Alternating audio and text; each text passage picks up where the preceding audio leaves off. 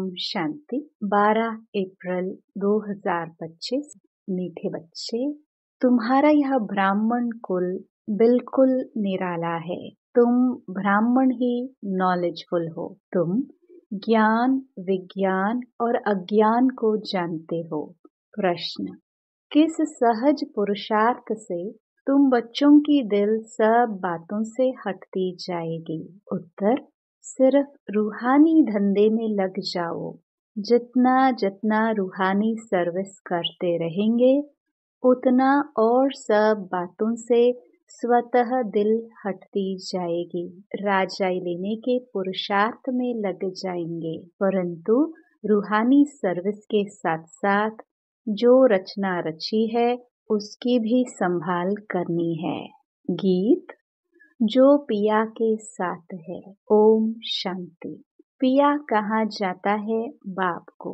अब बाप के आगे तो बच्चे बैठे हैं। बच्चे जानते हैं हम कोई साधु सन्यासी आदि के आगे नहीं बैठे हैं। वह बाप ज्ञान का सागर है। ज्ञान से ही सद्गति होती है। कहाँ जाता है? ज्ञान, विज्ञान और अज्ञान।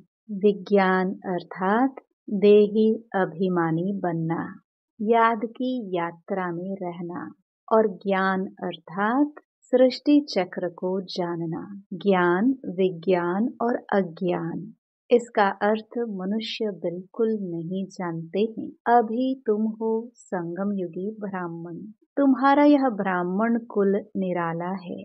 उनको कोई नहीं जानते। शास्त्रों में यह बातें हैं नहीं कि ब्राह्मण संगम पर होते हैं। यह भी जानते हैं प्रजापिता ब्रह्मा होकर गया है, उसको आदिदेव कहते हैं। आदि देवी जगदम्बा वह कौन है? यह भी दुनिया नहीं जानती। जरूर ब्रह्मा की मुख वंशावली ही होगी। वह कोई ब्रह्मा की स्त्री नहीं ठहरी। एडॉप्ट करते हैं ना, तुम बच्चों को भी एडॉप्ट करते हैं। ब्राह्मणों को देवता नहीं कहेंगे। यहाँ ब्रह्मा का मंदिर है, वह भी मनुष्य है ना। ब्रह्मा के साथ सरस्वती भी है, फिर देवियों के भी मंदिर हैं। सभी यहाँ के ही मनुष्य है ना। मंदिर एक का बना दिया है। प्रजापिता की तो ढेर प्रजा होगी ना, अब बन रही है। प्रजापिता ब्रह्मा का कुल वृद्धि को पा रहा है एडॉप्टेड धर्म के बच्चे। अब तुमको बेहद के बाप ने धर्म का बच्चा बनाया है। ब्रह्मा भी बेहद के बाप का बच्चा ठहरा। इनको भी वर्षा उनसे मिलता है। तुम पोत्रे पोत्रियों को भी वर्षा उनसे मिलता है। ज्ञान तो कोई के पास है नहीं, क्योंकि ज्ञान का सागर एक है। वह बाप जब तक न आए तब तक किसकी सद्गति होती नहीं। अभी तुम भक्ति से ज्ञान में आए हो सद्गति के लिए। सतयुग को कहा जाता है सद्गति, कलयुग को दुर्गति कहा जाता है, क्योंकि रावण का राज्य है। सद्गति को राम राज्य भी कहते हैं, सूर्यवंशी भी कहते हैं। यथार्थ नाम सूर्यवंशी चंद्रवंशी है। बच्चे जानते हैं हम ही सूर्यवंशी कुल के थे, फिर 84 जन्म लिए। यह नॉलेज कोई शास्त्रों में हो नहीं सकती, क्योंकि शास्त्र है ही भक्ति मार्ग के लिए। वह तो सब विनाश हो जाएंगे। यहाँ से जो संस्कार ले जाएंगे वहाँ वह सब बनाने लग पड़ेंगे।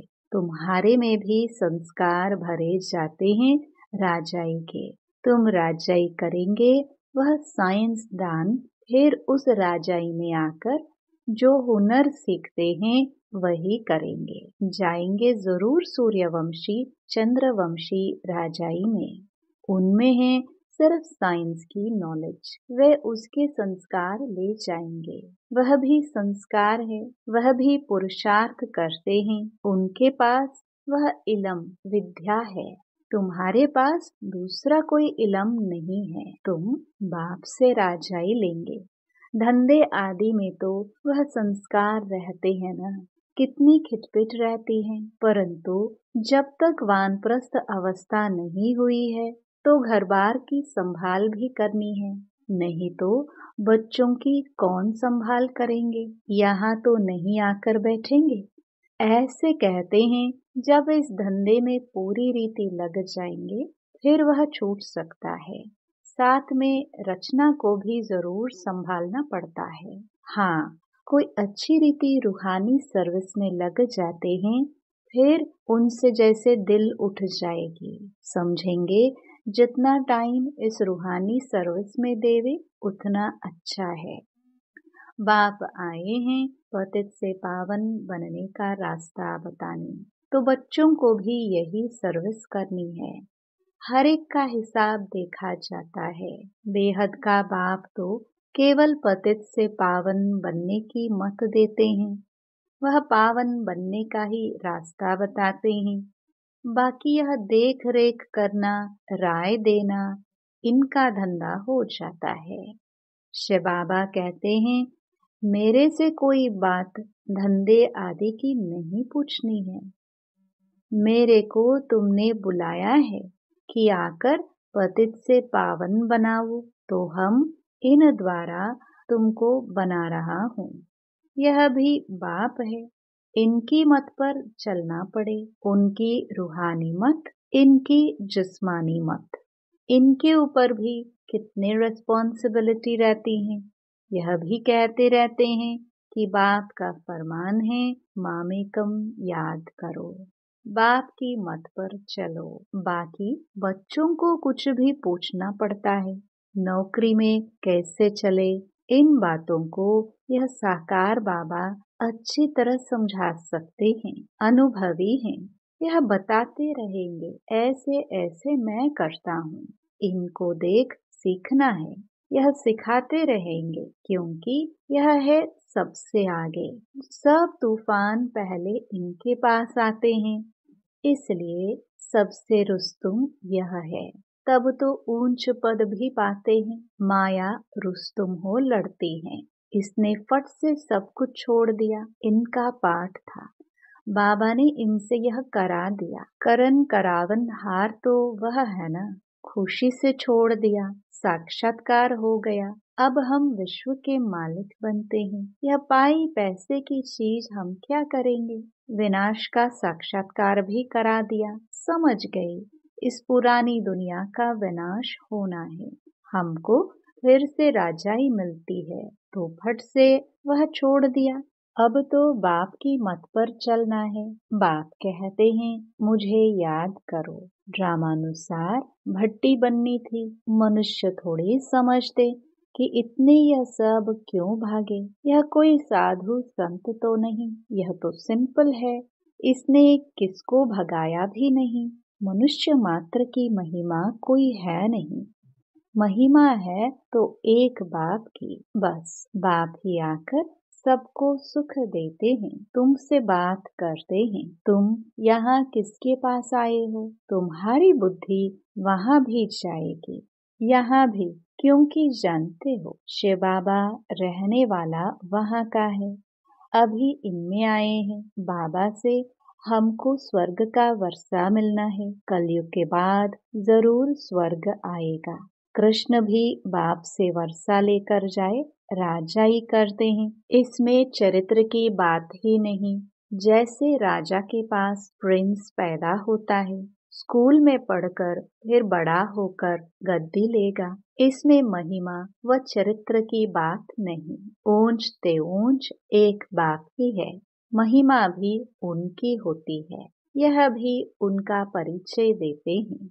अगर वह कहे मैं कहता हूँ तो मनुष्य समझेंगे यह अपने लिए कहते हैं। यह बातें तुम बच्चे समझते हो। भगवान को कभी भी मनुष्य नहीं कह सकते, वह तो एक ही निराकार है, परम धाम में रहते हैं। तुम्हारी बुद्धि ऊपर में भी जाती है, फिर नीचे भी आती है। बाबा दूर देश से पराए देश में आकर हमको पढ़ाए, फिर चले जाते हैं। खुद कहते हैं मैं आता हूँ सेकंड में, देरी नहीं लगती है। आत्मा भी सेकंड में एक शरीर छोड़ दूसरे में जाती है, कोई देख न सके। आत्मा बहुत तीखी है, गाया भी हुआ है सेकंड में जीवन मुक्ति। रावण राज्य को जीवन बंध राज्य कहेंगे। बच्चा पैदा हुआ और बाप का वर्षा मिला। तुमने भी बाप को पहचाना और स्वर्ग के मालिक बने। फिर उसमें नंबरवार मर्तबे हैं पुरुषार्थ अनुसार। बाप बहुत अच्छी रीति समझाते रहते हैं। दो बाप हैं, एक लौकिक और एक पारलौकिक। गाते भी हैं, दुख में सिमरन सब करे, सुख में करे न कोई। तुम जानते हो हम भारतवासियों को जब सुख था तो सिमरन नहीं करते थे। फिर हमने 84 जन्म लिए। आत्मा में खाद पड़ती है तो डिग्री कम होती जाती है। 16 कला संपूर्ण, फिर 2 कला कम हो जाती है। कम पास होने कारण राम को बाण दिखाया है, बाकी कोई धनुष नहीं तोड़ा है। यह एक निशानी दे दी है। यह है सब भक्ति मार्ग की बातें। भक्ति में मनुष्य कितना भटकते हैं। अब तुमको ज्ञान मिला है तो भटकना बंद हो जाता है। हे शिव बाबा कहना, यह पुकार का शब्द है। तुमको हे शब्द नहीं कहना है, बाबा को याद करना है। चिल्लाया तो गोया भक्ति का अंश आ गया। हे भगवान कहना भी भक्ति की आदत है।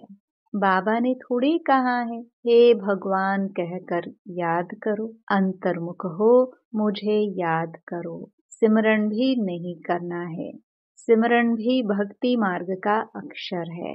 तुमको बाप का परिचय मिला, अब बाप की श्रीमत पर चलो। ऐसे बाप को याद करो जैसे लौकिक बच्चे देहधारी बाप को याद करते हैं। खुद भी देह अभिमान में है तो याद भी देहधारी बाप को करते हैं। पारलौकिक बाप तो है ही देही अभिमानी। इसमें आते हैं तो भी देह अभिमानी नहीं होते। कहते हैं हमने यह लोन लिया है, तुमको ज्ञान देने लिए मैं यह लोन लेता हूँ। ज्ञान सागर हूँ, परंतु ज्ञान कैसे दूं? गर्भ में तो तुम जाते हो, मैं थोड़ी गर्भ में जाता हूँ। मेरी गति मत ही न्यारी है। बाप इसमें आते हैं, यह भी कोई नहीं जानते। कहते भी हैं ब्रह्मा द्वारा स्थापना, परंतु कैसे ब्रह्मा द्वारा स्थापना करते हैं, क्या प्रेरणा देंगे? बाप कहते हैं मैं साधारण तन में आता हूँ, उसका नाम ब्रह्मा रखता हूँ, क्योंकि संन्यास करते हैं ना। तुम बच्चे जानते हो अभी ब्राह्मणों की माला नहीं बन सकती, क्योंकि टूटते रहते हैं। जब ब्राह्मण फाइनल बन जाते हैं तब रुद्र माला बनती है, फिर विष्णु की माला में जाते हैं। माला में आने के लिए याद की यात्रा चाहिए। अभी तुम्हारी बुद्धि में है कि हम सो पहले पहले सतो प्रधान थे, फिर सतो रजो तमो में आते हैं। हमसो का भी अर्थ है ना, ओम का अर्थ अलग है। ओम माना आत्मा, फिर वही आत्मा कहती है हमसो देवता क्षत्रिय। वो लोग फिर कह देते हम आत्मा सो परमात्मा। तुम्हारा ओम और हमसो का अर्थ बिल्कुल अलग है। हम आत्मा है, फिर आत्मा वर्णों में आती है। हम आत्मा सो पहले देवता क्षत्रिय बनते हैं। ऐसे नहीं कि आत्मा सो परमात्मा। ज्ञान पूरा न होने के कारण अर्थ ही मुंझा दिया है। अहम ब्रह्मस्मि कहते हैं, यह भी रॉन्ग है। बाप कहते हैं मैं रचना का मालिक तो बनता नहीं, इस रचना के मालिक तुम हो, विश्व के भी मालिक तुम बनते हो।